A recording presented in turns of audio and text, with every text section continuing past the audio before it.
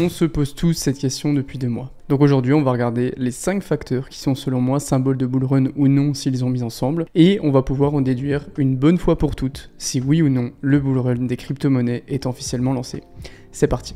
En bear market, si vous vous souvenez, le volume d'échange de crypto-monnaies était au fond du fond, que ça soit via de la smart money, des whales ou des particuliers. Mais si on regarde certaines analyses on-chain, on a pu observer ces derniers mois un gros retournement de tendance dans lequel les investisseurs sont beaucoup plus dans le sens stablecoin vers Bitcoin que l'inverse. Un gros facteur très intéressant, c'est que les whales Bitcoin montrent de gros signes d'accumulation qui sont des signes que l'on retrouve dans 100% des périodes pré-bull run. Si on va faire un petit tour sur Glassnode, on voit que au moment où je tourne cette vidéo, le score d'accumulation est autour de 0,86 et qu'il est en constante évolution depuis 2022. Le score d'accumulation, c'est un indicateur qui va refléter la taille des entités qui accumulent des bitcoins sur la blockchain en termes de valeur. Donc c'est une sorte de ratio qui représente à la fois le poids du portefeuille de ces entités et la quantité de nouveaux jetons qu'ils ont vendus ou achetés dans le dernier mois. Plus on se rapproche de 1, plus ça veut dire que les gros portefeuilles accumulent, donc ils ne vendent pas et achètent s'ils le peuvent, et inversement si on va vers 0. Ça veut dire que actuellement, même autour des 50-60 000 $, les whales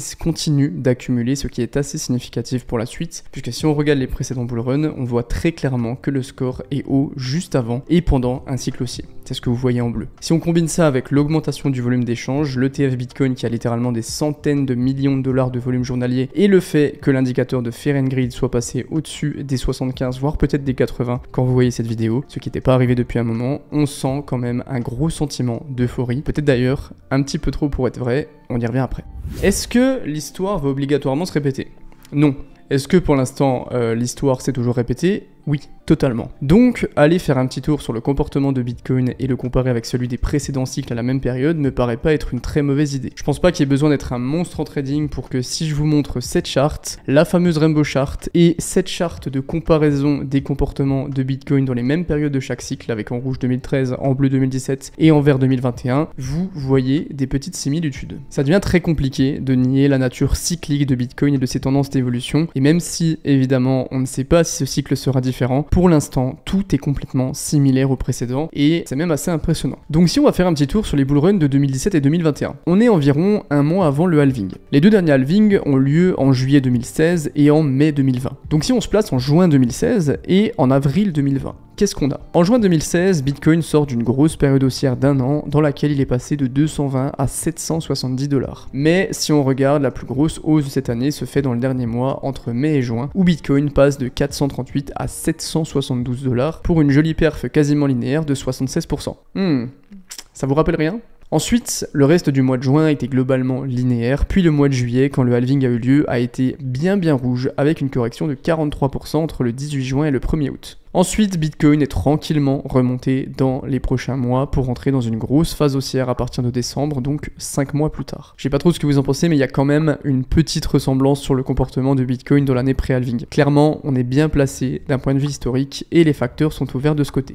Pas mal d'éléments peuvent nous laisser penser que ce bull run 2024-2025 pourrait être un bull run drivé et dirigé par l'argent institutionnel. Forcément, l'élément numéro 1 de cette tendance, ce sont les ETF Bitcoin Spot de BlackRock, Grayscale et compagnie qui ont été acceptés et qui, en plus d'avoir un petit volume d'environ 300 millions par jour, sont en train d'entraîner un effet boule de neige sur le marché, puisque ça ouvre des portes jamais envisagées pour l'instant, comme la rumeur très grandissante d'un ETF Ethereum qui pourrait avoir un impact assez massif, puisque ça voudrait dire que la finance traditionnelle ne s'ouvre pas qu'à Bitcoin, mais aux crypto-monnaies en général. J'ai une théorie assez macro sur le dernier bull run et sur celui-là. Le dernier bull run, si on regarde, c'était un bull run qui était principalement alimenté par des emprunts et de l'effet de levier. La situation économique le permettait, les gens avaient la possibilité d'emprunter beaucoup et ça s'est matérialisé. Three Arrows Capital qui a emprunté de l'argent à Genesis pour acheter du Bitcoin, Terra qui a acheté du Bitcoin en mettant en place un stablecoin, un chouïa bancal, MicroStrategy pareil, tout le monde a emprunté pour acheter du Bitcoin, ce qui drivait le bull run, oui, mais ce qui était un petit peu moins stable, sans parler de tous les effets de levier x100 qu'on pouvait mettre en place, etc. Et ce bull run, j'ai le sentiment que ça va être un bull run drivé non pas par l'emprunt, mais par quelque chose d'un petit peu plus solide, l'argent institutionnel. Les ETF Bitcoin ont des centaines de millions d'inflows annuels, les institutions se positionnent de plus en plus sur les crypto-monnaies, que ce soit l'IA, l'infrastructure décentralisée, les real world assets avec des banques qui investissent des montants énormes dans la tokenisation de fiat. Si on regarde ce graphique, on voit l'évolution des rentrées et des sorties sorti des ETF Bitcoin en bleu et de l'ETF Gold en jaune, l'or. Même si c'est pas forcément relié et qu'il faut prendre avec des pincettes ce genre de data, il y a quand même une proportion d'investisseurs plus tradis qui sortent des ETF Gold pour aller vers des ETF Bitcoin. Selon Bloomberg, l'ETF Bitcoin Spot de BlackRock aurait pris 5,2 milliards de dollars, ce qui représenterait 50% de l'ensemble du flux net de tous les 417 ETF qu'il propose. L'argent institutionnel est clairement là et tout le monde est déjà bien positionné pour en bénéficier.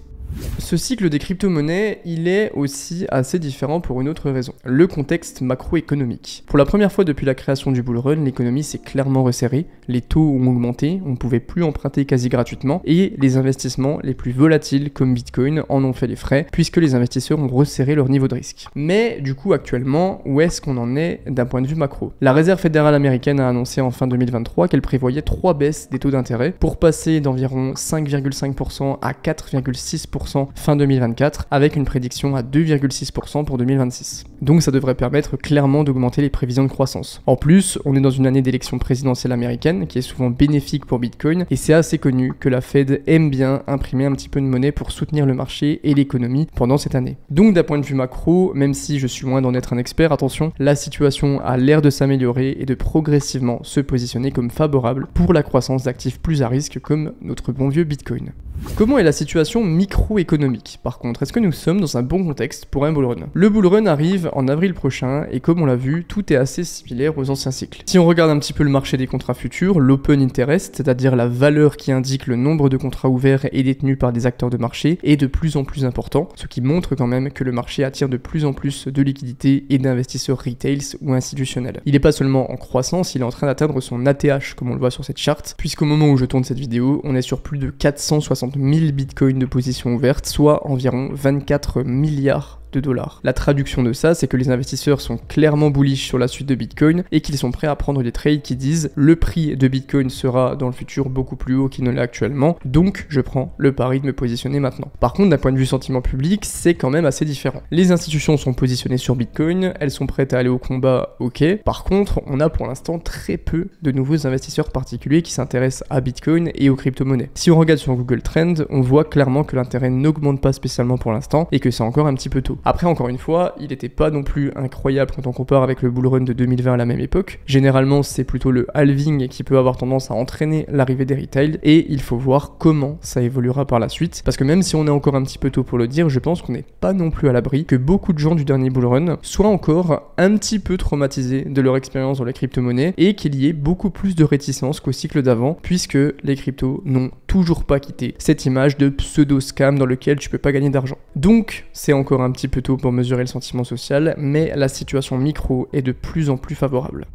Dans un bull run, Bitcoin avance et les altcoins suivent dans une sorte d'effet locomotive. Mais même si globalement Bitcoin est la tête d'affiche, un bull run est aussi drivé par les altcoins parce que c'est les x10, x20, voire x50 de certaines alts en très peu de temps qui peuvent attirer l'attention. Donc on est comment niveau altcoin? Pour avoir les signaux de ce qu'on appelle une altcoin season, donc simplement la période pendant laquelle plusieurs altcoins surperforment Bitcoin, il y a plusieurs indicateurs assez parlants. Le premier élément, c'est la dominance de Bitcoin. À quel point est-ce que Bitcoin va monopoliser les liquidités en fonction des autres crypto-monnaies. On voit que depuis quelques mois, la dominance de Bitcoin augmente progressivement, ce qui s'explique par un élément évident, les ETF, on en a parlé. Si on regarde cet indicateur de Blockchain Center qui essaye de répertorier si on est plutôt dans une période d'altcoin season ou de Bitcoin season, avec un nombre entre 1 et 100, on voit qu'on est en hausse depuis juillet dernier environ, avec de plus en plus d'altcoins qui surperforment régulièrement Bitcoin, et ça se voit quand on regarde le top 24 heures CoinMarketCap, il y a toujours des nouvelles altcoins qui performent malgré la dominance de Bitcoin. Actuellement, encore une fois, c'est quand je tourne cette vidéo, donc ça sera un petit peu différent quand la vidéo sortira. On est sur un chiffre de 65, ce qui veut dire que 65% des altcoins ont surperformé Bitcoin dans les 90 derniers jours. Et le site estime qu'il faut dépasser 75% pour qu'on soit officiellement dans une altcoin season. Le dernier autre élément concernant les altcoins, c'est un petit mix entre l'émergence de nouveaux projets et la liquidité disponible chez les gros investisseurs comme les venture capital. Est-ce que beaucoup de fonds sont actuellement investis dans le développement de nouveaux projets blockchain? Si on regarde sur CryptoRank sur la dernière année, on voit que les Ventures Capital continuent d'investir dans les projets blockchain et que la courbe est globalement en hausse depuis le mois d'août, mais c'est pas non plus phénoménal. Et la liquidité coule pas non plus à flot comme c'était le cas au milieu des précédents bullruns où n'importe quel projet pouvait lever 30 millions. Les investisseurs sont encore assez prudents et sélectifs, même si la croissance reste en hausse. Donc les signes montrent que oui, des altcoins reprennent des couleurs et je pense qu'on aura quand même des altcoin season. Il y a des théories comme quoi Bitcoin va cannibaliser l'entièreté du marché, mais même si je pense que les liquidités récoltées par la hausse de Bitcoin n'iront pas directement dans les altcoins puisque c'est différent parce qu'il y a les ETF et qu'on n'a pas un cycle, il y aura quand même les investisseurs Bitcoin autres que les ETF qui auront des liquidités à déverser et que même si ça prend un petit peu plus de temps, on aura cette fameuse altcoin season. Après, ce qu'il faut quand même voir, c'est que la plupart des altcoins restent toujours à moins de 50 voire de 70% de leur ATH grand minimum et il faut quand même garder ça en tête qu'on a un stade de rémission encore très peu avancé chez les alts et qu'il est beaucoup trop tôt pour parler d'altcoin season selon moi. Même si je pense que oui, ne vous inquiétez pas les potes, ça viendra. Bon, est-ce qu'on est en bullrun ou pas? On va essayer de se mouiller, je vais pas vous dire que ça dépend, mais les signes sont bons. Oui, nous sommes en bullrun, mais au début. Si on revoit cette charte des différentes phases d'une période haussière, que je trouve très efficace pour les cryptos, je vous dirais qu'on est à peu près là. Le halving arrive, et on l'a vu, le halving n'est historiquement jamais signe d'une hausse instantanée, et même si tous les éléments montrent que l'on aura a priori un nouveau bullrun, il reste encore, selon moi, quelques mois de préparation avant de vraiment connaître l'euphorie habituelle. Les institutions sont positionnées, mais les retails ne sont pas encore là, le halving n'a pas eu lieu, les altcoins sont loin de leur ancien plus haut, il y a encore du temps avant de dire qu'on est rentré dans une phase d'euphorie, que le public en parle et qu'on commence à apercevoir des ATH un petit peu partout. Mais clairement, oui, nous sommes en bullrun, simplement au tout début, et il va falloir être patient et ne pas tomber dans le FOMO en croyant qu'il n'y aura plus aucune opportunité de rattraper ce qui est déjà lancé. Restez fidèles à vos plans, un bullrun c'est long et ça demande beaucoup de patience.